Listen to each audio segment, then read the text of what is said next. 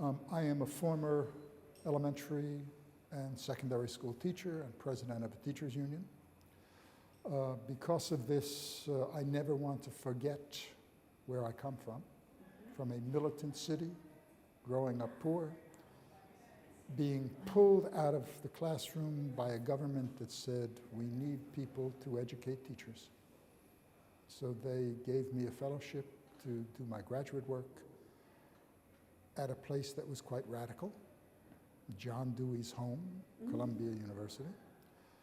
And then I worked with schools in Harlem, in black communities.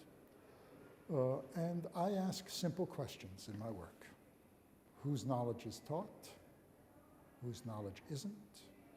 Who benefits from education? Who does not? What can we do to change it so it is more critical and more democratic?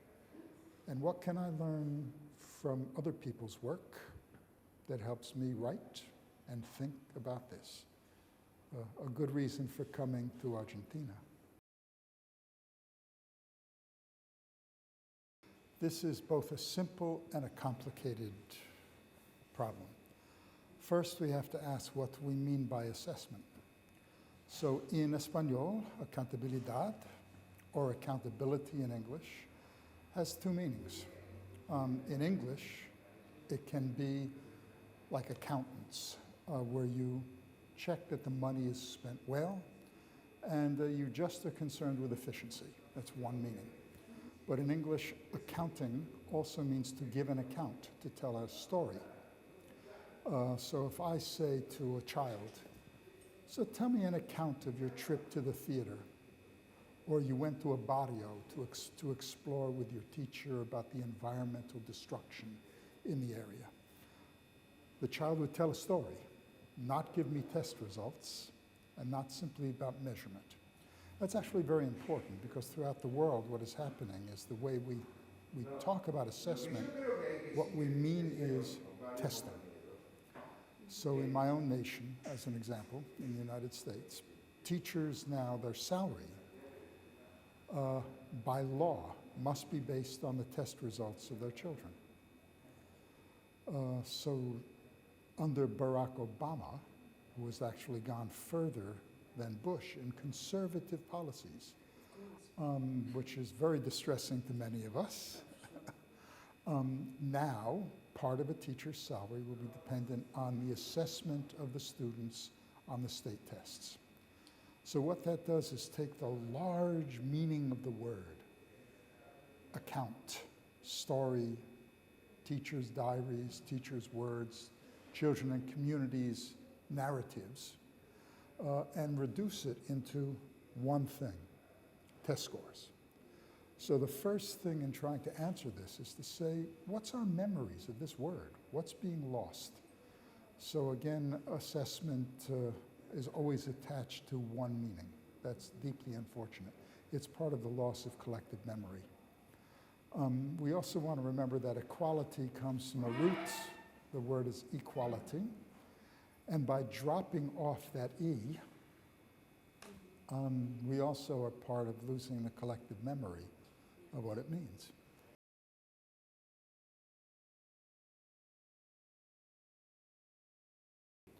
Right now, there is a technology gap.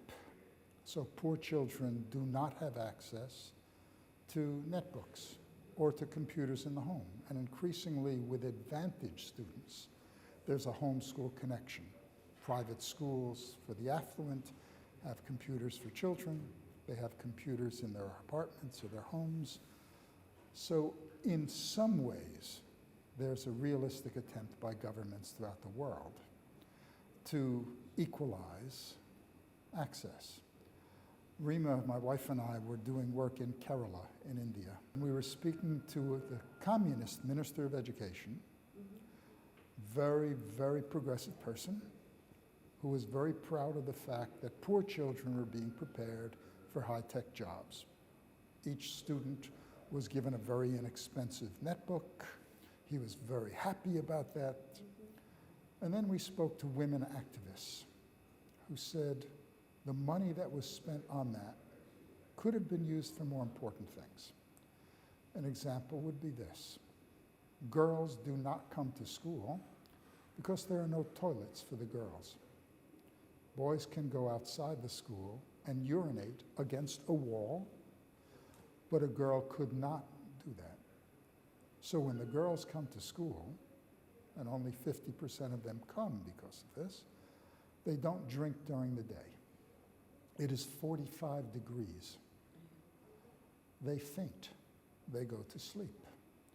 So here we have, even among communist and socialist ministers who think they're being very progressive, equalizing e-resources. And instead what you get is boys' education without an understanding that the simple things, smaller class sizes, teachers prepared to connect the curriculum to the daily lives of students so that knowledge comes from below, not simply from above, or even a simpler thing, a toilet for the girls who cannot raise their skirts in the presence, in public, of anyone else. Not dealing with that meant that it was a fiction. So the official rhetoric is equalization of resources. The unofficial reality is only for boys. So I don't want to oppose the netbook idea. It's a gain. It's a partial victory. But there's a limited pot of money. There's X number of pesos. We want to ask, where is the money coming from? So it's a zero-sum game.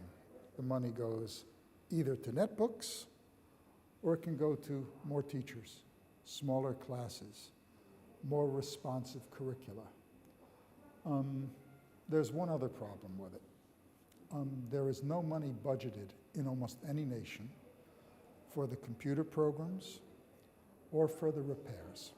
Now, I know that every 4 years I must buy a new computer. Every time I have an old computer, the new programs don't work on it. That's planned obsolescence. It's consciously done for profit. So we're spending huge amounts of money for netbooks that will be obsolete in 3 years. That's right, without understanding that now curricula will be electronic increasingly, but there's no money for the next generation. There's one other thing, and that has to do with what I call the de-skilling of teachers. I would predict that there will be another economic crisis in most nations. Thank goodness that it has not hit Argentina for the middle class and above quite as badly as other nations yet. But there will be a world oil crisis, there will be a horrible crisis. And teachers will need the skills to build curricula that are responsive. Increasingly, we are not giving teachers the time to understand how to use these technologies. So the skills that teachers have of building curricula, of making the curricula responsive, are replaced by pushing the button and getting stuff on the web. When the crisis comes and we can't replace the technology, will they have the skills now to move outside the school and build the curricula? So I have many worries about that, but I do not want to say... No, I mean, technology is here. Of course, and it can be productive.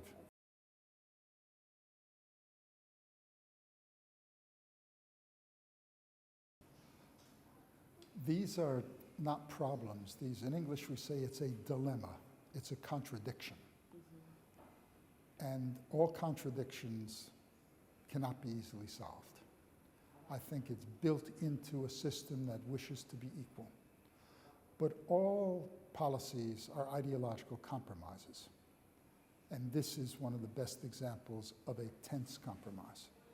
It is the inclusion is a victory. It is.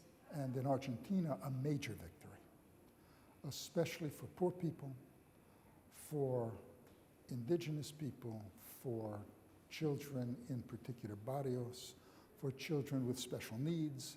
This was a major victory.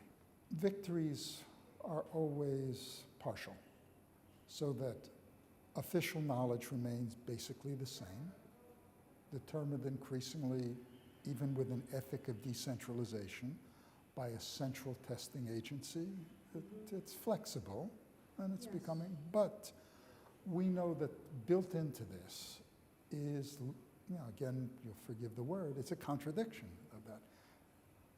The discourse of standards, the discourse of quality, the discourse of PISA scores, all of this is going on simultaneously as we're trying to deal with a much more diverse population.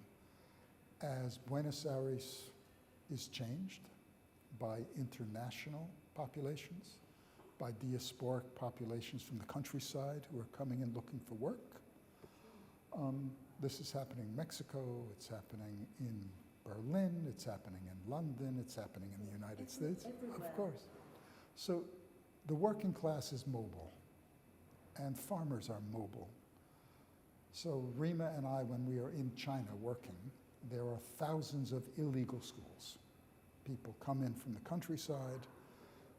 They are not legally allowed to send their children to the schools in the city because they don't have the proper papers. So people will try and form schools that are illegal.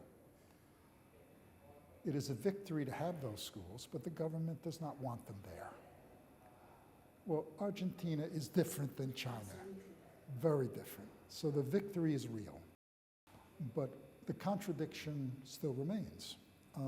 Given that Argentina, like the United States and so many other nations, looks internationally to judge its schools, where are we on PISA? Those norms are not Argentinian norms, they're World Bank and IMF norms. So you have pressure from the outside. Market-oriented. Exactly. So it's a neoliberal agenda that must be fought against by Cristina and the coalition.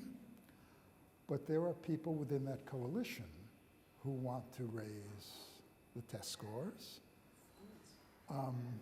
for many reasons, who want to think only economically and want to think about quality in a particular way. So all of this is connected in many ways. So I have no solution to this other than, I'll give one example. This is happening in the This is happening in the United States. And what we have tried to do with a book that is in Espanol, a book called Escuelas Democráticas, Democratic Schools, where we say in the midst of all of this, these contradictions, PISA scores, international competition, test scores measuring what a good teacher is and what a good student is, yet the demand for inclusion. What does it look like to do both well? So we became the secretaries of teachers who are doing this in 5 schools in urban areas, all of them public, not private. What does it look like?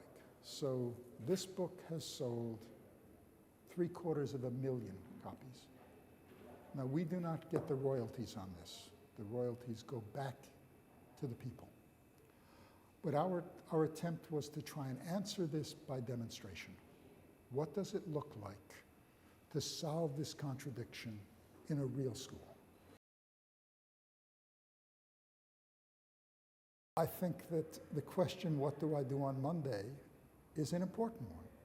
If that's the only question you ask, it's a disaster. We have to ask, why are we doing this? In whose interest? For what purposes? But we still have children. We still have curriculum. We still have pressures. So our attempt to answer a very important question about the contradiction of this is to say, here's what it looks like. Now, these are not perfect models. It's like saying, here's what the United States does, use it in Argentina. That's and that was a mistake. That didn't work. I would prefer that we reverse that. Here's what's going on in Argentina, here's what we should try in the United States. But I think the answers to the contradiction are often already being given to us in practice. This is why I think Suteba and Sutera have crucial roles to play as secretaries by saying, here's how you solve it, to give teachers practical material. that actually increase the power of teachers to have a voice.